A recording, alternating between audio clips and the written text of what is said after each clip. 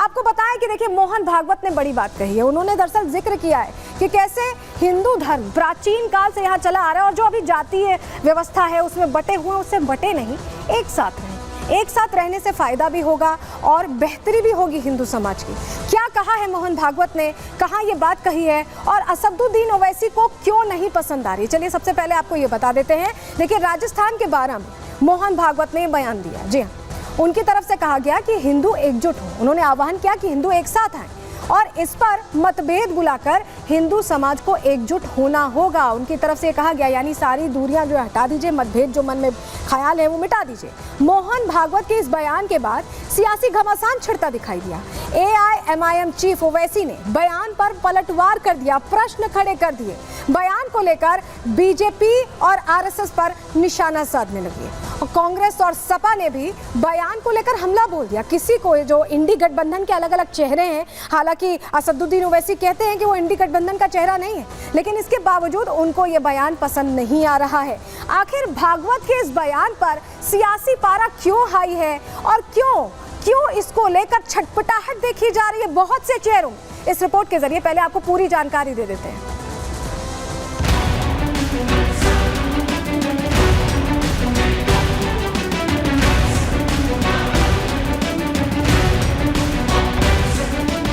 भारत के लिए जिम्मेवार समाज कौन सा है? वो हिंदू समाज है, क्योंकि भारत हिंदू देश है। भारत के मुसलमानों को, हिंदुओं को नरेंद्र मोदी और मोहन भागवत से खतरा। राजस्थान के बारा में संघ के प्रमुख मोहन भागवत ने हिंदू समाज को एक खास संदेश क्या दिया? देश में एक बार फिर हिंदू मुस्लिम का राग छिड़ गया।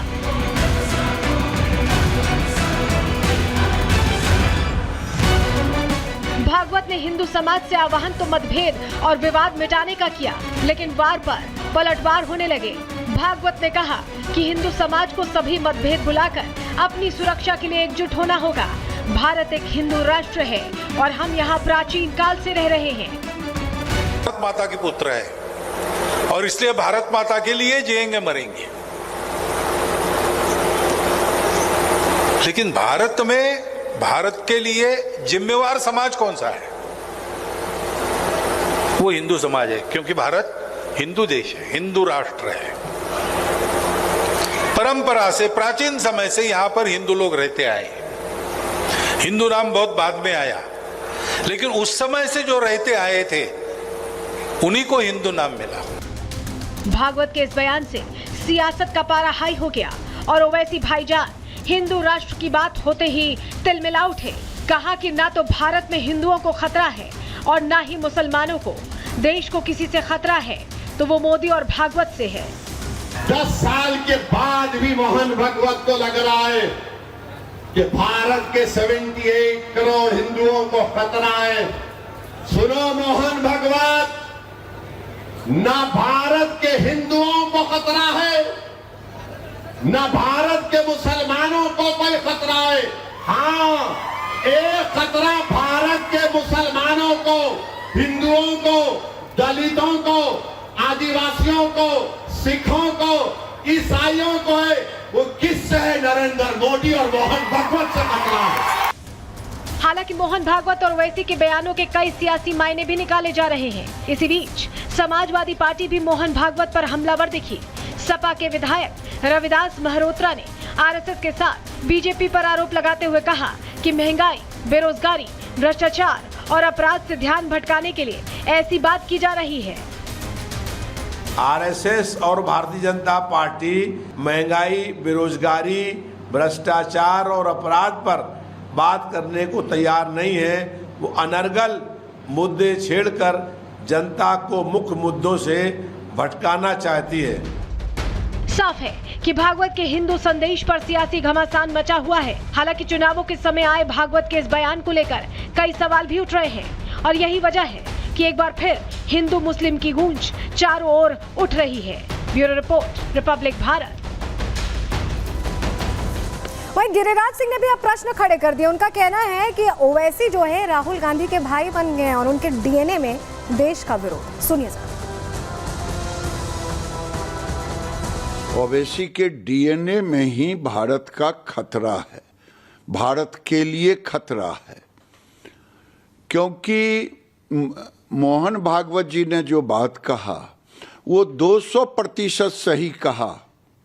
ये राहुल गांधी के दूसरे भाई बन गए हैं ओवैसी, बयान बहादुर मत बने। मोदी के राज में 1 इंच जमीन न कोई लिया है न लेने देंगे। तो गिरिराज सिंह को आपने सुन लिया, लेकिन ऐसा नहीं है कि पहली बार हिंदुओं की जो है एकजुटता की बात हुई है। आपको याद होगा सबसे पहले योगी आदित्यनाथ ने ये बात कही थी और उनकी बात के मायने बहुत थे, और उसके कुछ दिन बाद प्रधानमंत्री नरेंद्र मोदी ने भी वही बात दोहराई थी। और इन बातों का सार यही था कि जातियों में ना बंटकर एक साथ रहें, एक साथ जुटे और एक साथ एक ही राह पर चले। सुनवा देते हैं आपको योगी आदित्यनाथ ने क्या कहा था, प्रधानमंत्री नरेंद्र मोदी ने क्या कहा था। अगर हम बटेंगे तो बांटने वाले महफिल सजाएंगे। राष्ट्र तब सशक्त होगा जब हम एक रहेंगे, नेक रहेंगे। बटेंगे तो कटेंगे।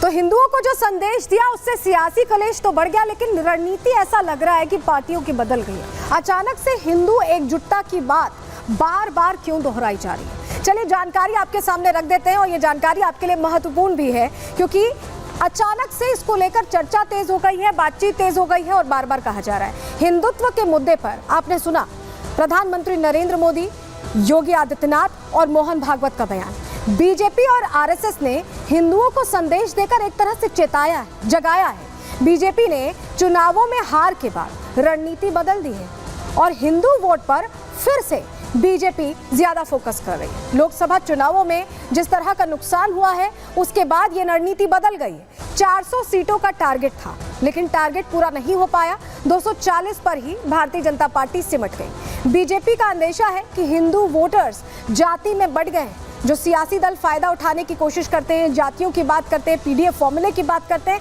उसमें बढ़ गए हैं हिंदू, और ऐसे में उन्हें एकजुट करने की अब कवायद की जा रही है। अब बीजेपी हिंदू वोटर्स को एकजुट करने में जुटी हुई है और यही वजह है कि रणनीति बदलकर ये बार बार ऐलान किया जा रहा है। लेकिन हमने आपको बताया हिंदू एकता को लेकर ये जो बयान है इनके सियासी मायने भी निकाले जा रहे हैं। इसको इस बात से भी जोड़ा जा रहा है कि इंडी गठबंधन के कई चेहरे जातियों को बांटकर अपनी तरफ खींचने की कोशिश कर रहे हैं और इससे सीधा नुकसान भारतीय जनता पार्टी को हो रहा है। तो इन तीनों बयानों के मायने क्या है, रिपोर्ट के जरिए अब आपको समझाते हैं।